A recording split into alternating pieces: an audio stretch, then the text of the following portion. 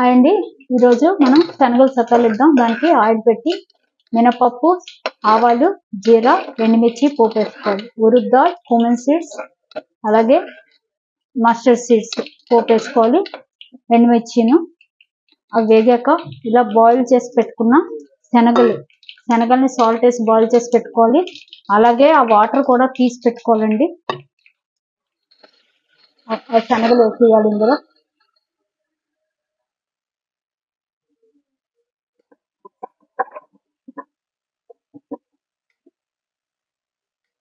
వేసి ఇలా బాగా కలుపుకోవాలి.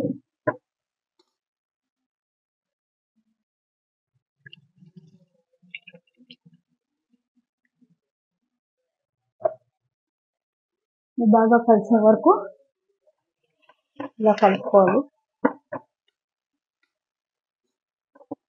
చూసారు కదా, ఈ వాటర్ ఎందుకు తీసి పెట్టుకోమన్నానంటే ఈ వాటర్ తో రసం పెట్టుకుంటే చాలా బాగుంటుందండి.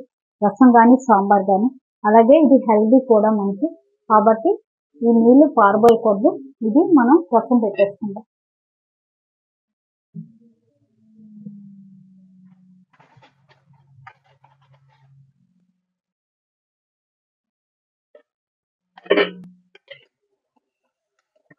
చూసారు కదా, ఇలా బాగా వేయించుకోవాలి.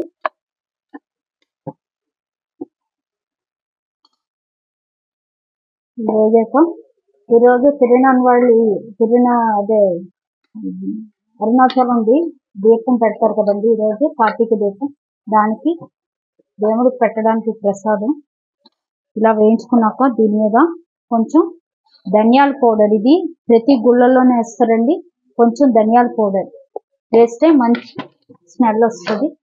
దానికోసం కొంచెం ధనియాల పౌడర్ వేయాలి. ఇది గుళ్ళో చేసే శనగలతోటి సీక్రెట్. ఇది కొంచెం ధనియాల పొడి వేసుకోవాలి. ఇలా వేసి ఒకవైపు వేయించి కొంచెం సాల్ట్, అలాగే రెడ్ చిల్లీ పౌడర్,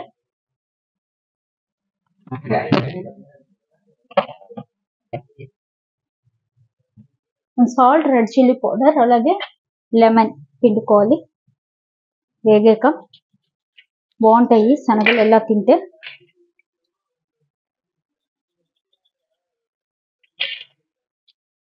ఇలా తినేసినా బాగుంటాయి, అలా పిండుకుంటే ఇంకా బాగుంటాయి. ఎందుకంటే కారం ఉంటే బాగుంటాయి కదా. కొంచెం రెడ్ చిల్లీ పౌడర్, అలాగే కొంచెం సాల్ట్, ఇప్పుడు లెమన్.